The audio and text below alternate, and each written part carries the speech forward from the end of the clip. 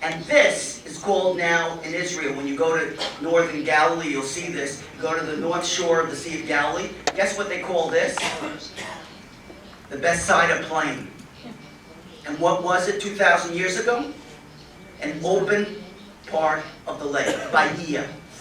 And you can actually go out and fish very well in this area. And guess what we discovered 2 kilometers from the present Sea of Galilee? Huge anchors, 50-pound, 60-pound anchors, and lots of fishing equipment.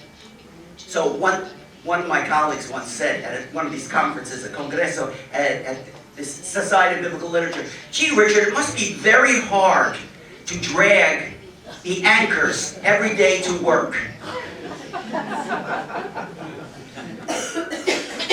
And you know what the funny thing is? Once we proved that the sea was much bigger, I went to that colleague and I said, "Yeah, it's very hard to drag those anchors 2 kilometers, but to bring them to the bottom of the mound, no, it's nada. Not very, it's very easy." Anyway, let me show you just some things about that we know. For those of you who want to read this and watch this, and children close their eyes, this is what we discover in Israelite sites. These are little, we'll call them amulets, and very famous, Astarte, goddesses, very nicely shaped, and we discover them in Israelite houses. Now, when I was a young student, I had a teacher who wanted not to hurt my feelings, and he said, "You know, Richard, we have things in the 10 Commandments, and when we find these things, these little amulets at Israelite sites, these weren't amulets. They were child's toys, tchotchkes." Okay, when I got a little older, I went and took an archaeology course, and guess what they told me? They said, "You know what? Not all the Israelites observaban todos los mandamientos de la Torah." Okay, that I'm going to say it just out loud. Not everybody was observing the Torah perfectly. Oh, what a novel idea. What is it that we do in biblical archaeology? Just so you know, we are not going to prove the existence of any person. So nobody gets excited. "Oh, did you find Abraham?" We're not going. We may not. By the way, we've only found a few different people. Who are people? Who were really Bar Kokhba. We found a firma de Bar Kokhba con sus cartas en una cueva en el Mar Muerte. Eso increíble. Eso increíble. But regularly we don't find anything about the people.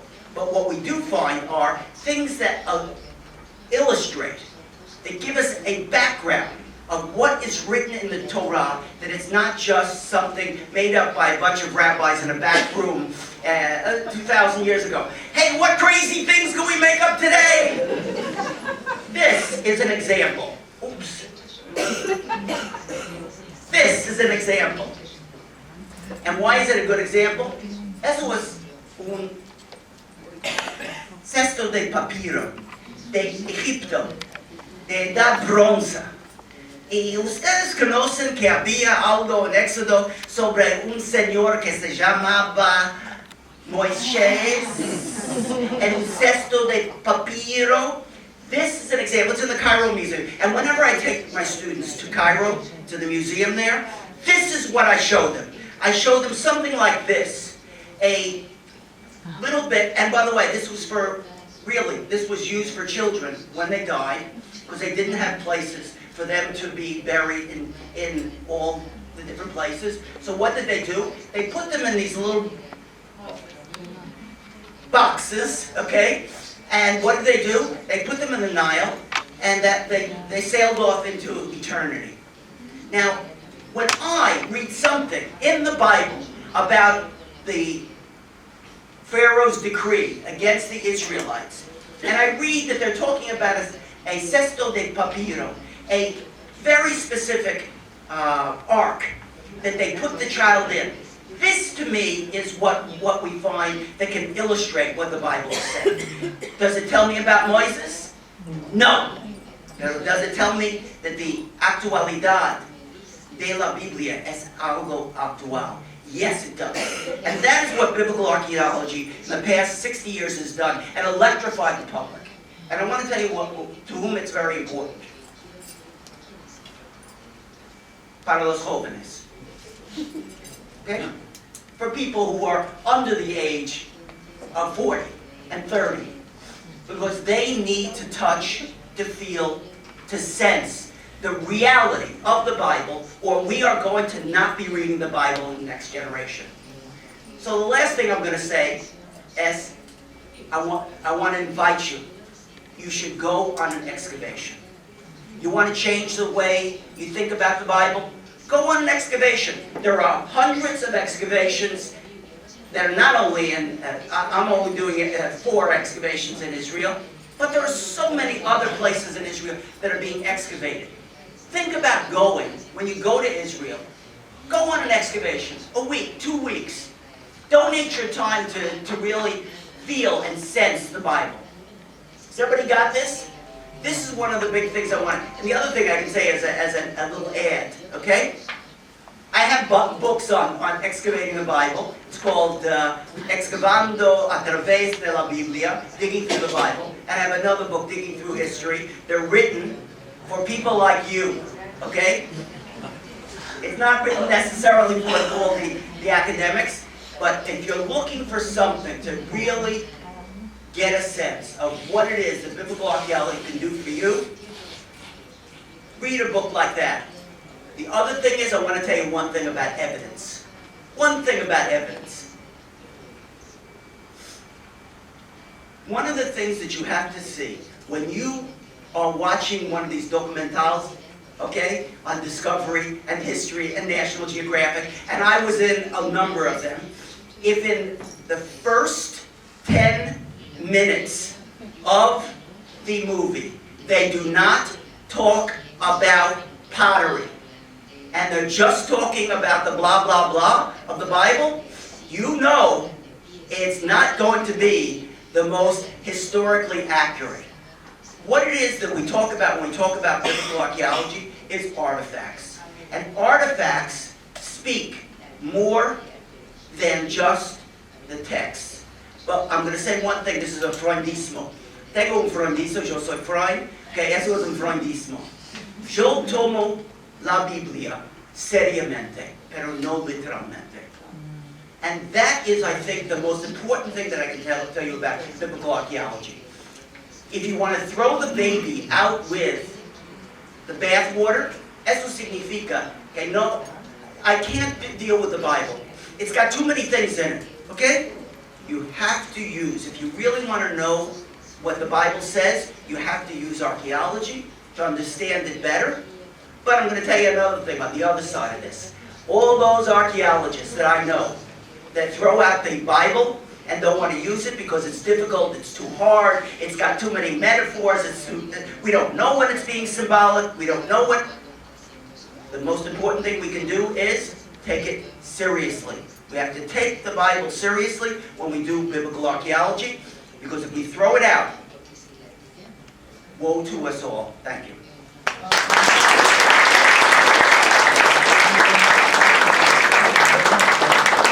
Gracias, Richard. Espectacular. Esperamos pronto. ¿Escuchaste?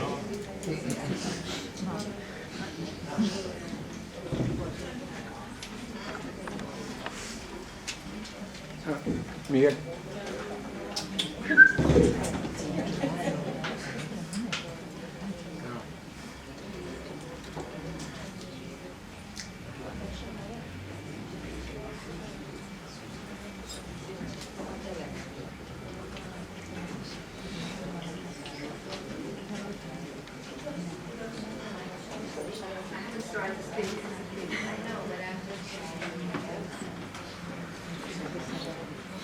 Will this be okay?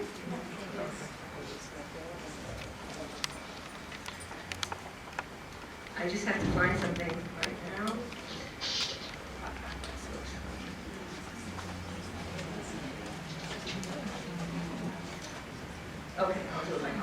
Okay, I'm going to be speaking about, thank you. I'm going to be speaking about a feminist Jewish approach to the Bible. And before I begin to talk about that, it's necessary to attempt to draw a portrait of elements that constitute or typify a Jewish approach to the Bible. Slide 1, please. What constitutes a Jewish approach to the Bible? The Torah is a living tree to those who uphold her, and whoever holds on to her instructions are happy. Eitz Chaim hi, lamachzikim ba. Right, you all know that from Proverbs 3:18. For those following a literalist approach, the Torah was revealed by God to Moses and Israel at Mount Sinai. The words of the Torah are the expression of God's will, and therefore it is the ultimate source of authority in this Jewish view. For those who follow this approach, one may protest or question God's will, but it remains the final source of authority as it is written in the Torah, Ka'katuv b'Torah. Thus, little effort can be made to eliminate abuses against women that exist in the Torah by radically overhauling the entire received system. Indeed, this view may lead to denying that any such abuses exist in the Torah altogether. The view is that God's will would not do anything to harm women. If we perceive abuse, the fault must be in the way we understand Torah. This view, thus, is capable of generating explanations of Torah law which explain away what appear to be abuses against women in the Torah. Those who take a more anthropological approach view the Torah as a human creation, which, like any human creation, must be studied and understood in its social context. From the perspective of this view, there is no inherent authority in the Bible text. Thus, abuse and women's disabilities in biblical law derive from the social status of women at the time. If, in our time, biblical law translates into disabilities for women, then we need to effect a radical transformation and rethinking of Judaism. A third view takes a more middle ground. There are those like myself who, because of our religious orientation, respect the authority inherent in the traditional text. However, since our feminism is inseparable from our religious orientation and is viewed as part of our concepts of spirituality and holiness, its teachings must be integrated. We bring to the text questions from our time and seek to uncover meanings that we believe are dormant in the text that relate to these questions. We anchor our creativity within the text. Authority evolves out of the dialectic process of closely studying the text because of its importance and religious weight, while interpreting its meaning in terms of our own feminist and religious consciousness. One can consider Blue Greenberg to be representative of the first approach, Judith Plaskow of the second approach, and Phyllis Fribble and myself as a key to understanding the third or middle approach. Jewish people are expected to be literate so that we can read and understand our sacred texts.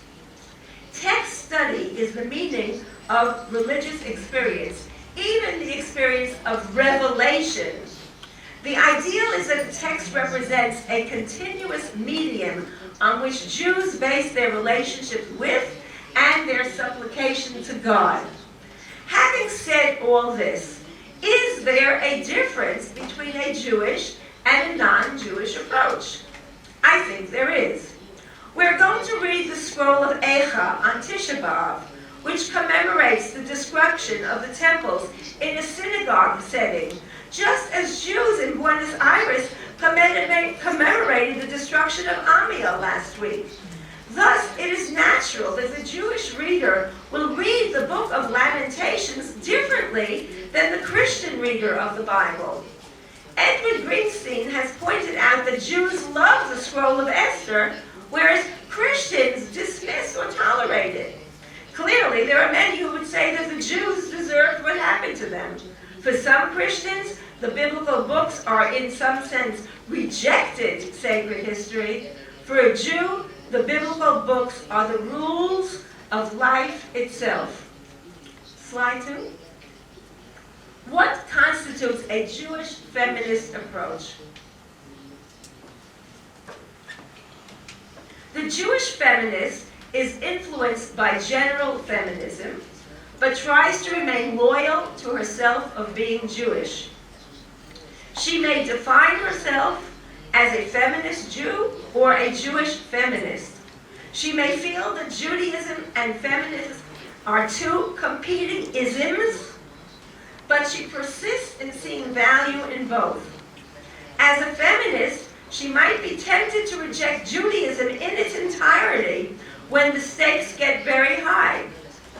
But she too, like the non-Jewish feminist, considers this, and I use the same metaphor that Richard used, considers this throwing out the baby with bathwater. Rabbi Rebecca Alpert recognizes that exile from one's Jewishness is not necessarily the answer to the feminist dilemma.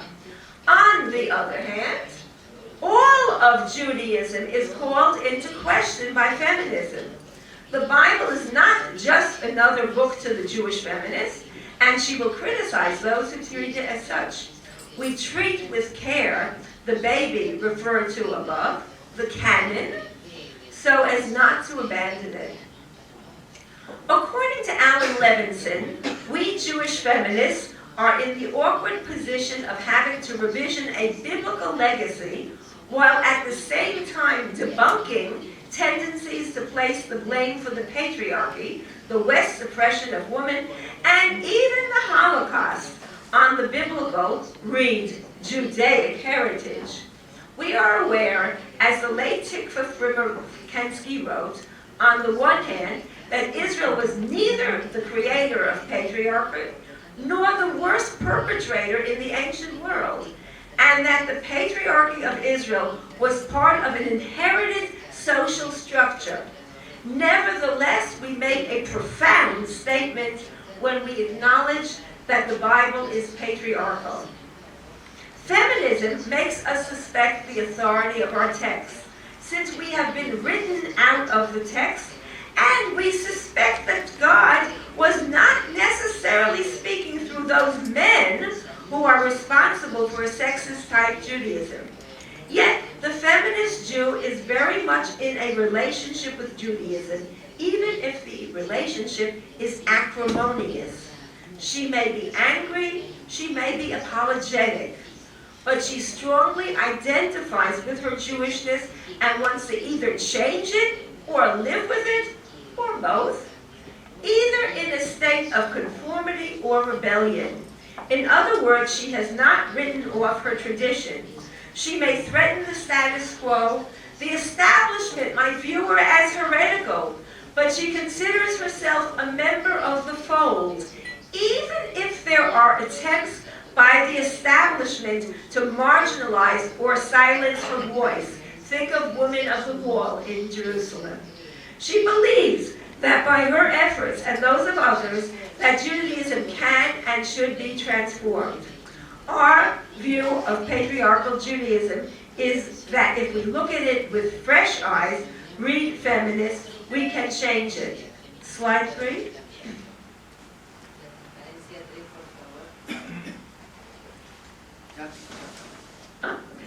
The relationship between feminism and Judaism can be described as one in which two different worldviews conflict. The feminist values relatedness, connection, togetherness, sisterhood, whereas Judaism posits separation and holiness. The Jew is commanded to set himself apart from other nations in order to be holy. The rationale behind it is stated explicitly in Leviticus 19:2, Vayikra. You shall be holy, for I, the Lord your God, am holy. Holiness consists of both ritual purity and separation. To retain the chosen status, the nation is commanded, among other things, to separate itself from other gods and goddesses, from idol worship, from foreigners, the Gentiles, from forbidden foods, from women after childbirth, and from menstruating women. The Shabbat is a day which separates itself from the rest of the week, and the Jew is commanded to observe this day, to set it apart, and to engage in a totally different relationship to all of creation. The Havdalah ceremony, which marks the end of the Shabbat, sanctions hierarchy and separation. It creates an other-them relationship.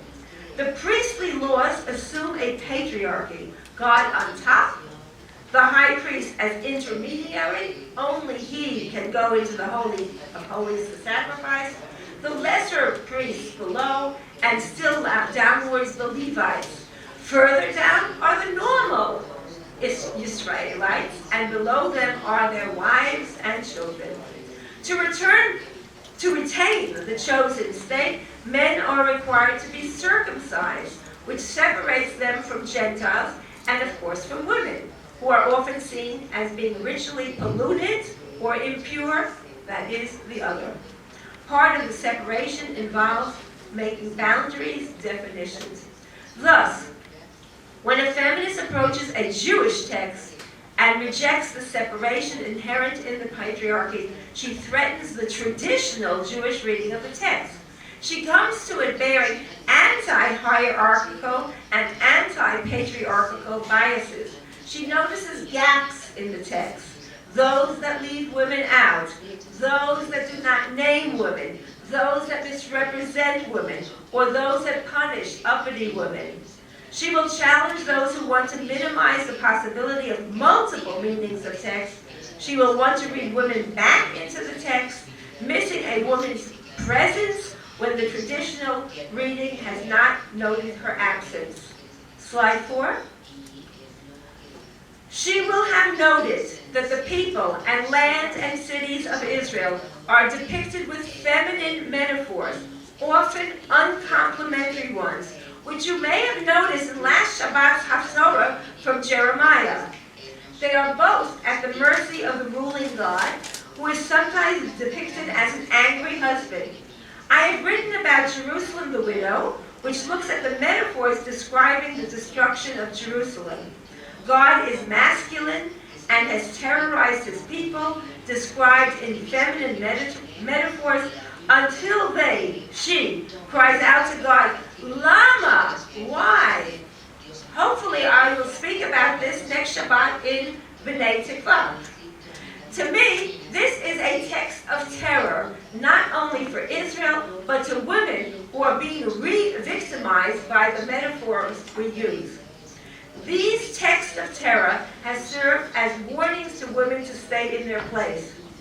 The feminists will want to re-examine and unpack texts that describe the traditional acrimonious relationship of Abraham's wives, Hagar and Sarah, the sibling rivalry between sister Leah and sister Rachel, the non-participation of Dinah in her rape, Yiftach's nameless daughter, the sex sirens and temptresses, Delilah, Potiphar's nameless wife, the story of the suspected adulteress, the Sotah, and the most frightening story of what can happen to an unprotected woman in a lawless society, the concubine at Gibeah, Judges 19.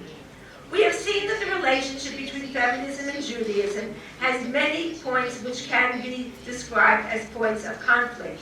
It might seem that within these parameters, the relationship of the feminist to the Bible is hopeless. Slide 5. In what ways can a Jewish approach be more compatible with a feminist approach? Is it possible to read feminism and Judaism as capable of harboring similar systems of value? If we look at the writings of Jewish feminists, we find that they are unwilling to give up on Judaism. They try and point to similarities rather than emphasize differences. How do we do it? There are those who take an apologetic approach, whitewashing approach. Rather than admit that there's something wrong with our tradition, they engage in comparison with other religions, seeing ours as less sexist than others, or look at historical context, contending that gender was not an issue for our forefathers. The danger of doing this is that it can lead to acceptance of what is and encourage lack of effort to make change. Another approach is to ask who owns the tradition, what is authentic, what is inauthentic, who decides. In this approach, we take an anti-monolithic approach to text. Levinson calls this pluriformity. There are majority and minority opinions. Both are preserved, not only in the Talmud, but in the Bible as well. There are more ways of reading the text that can be imagined, and there's no one right way to relate to the sacred tradition. This, of course, is the rabbinic approach. Turn it and turn it again, for everything is in it. I'm skipping a little bit. It is in keeping with the rabbinic approach to text that the feminists can transform those biblical texts that venerate the hierarchy of priests and kings to texts which see the real keys of power are learning and knowledge. And of course today, we open the doors to women to partake in the democratic pursuit of learning. The opening has always been there. If we remember the ancient debate between Rabbi Eliezer and Ben Azai on Tiflut in the Babylonian Talmud Sotah, women today are entering the doors of the rabbinate in all the denominations. I saw the pictures of the women outside of all the women rabbis who are being ordained and who were ordained. Yet I believe, despite all these good things, that we as Jews have more owning up to do. I think we have not yet understood the full and often unpleasant implications of the way God is portrayed. Think about this as you read the book of Eicha on Saturday night. Before rebuilding is possible, there must be confession, acknowledgement, and true repentance. However, with an honest confrontation and disavowal of the metaphors of abuse, combined with a midrashic development of the positive potential of the Bible, a greater, more inclusive and participatory Judaism can emerge. That Judaism can energize the Jewish people. It will resemble Sinai in that the entire nation, men, women, and children, will participate equally in hearing and interpreting God's word. That's it.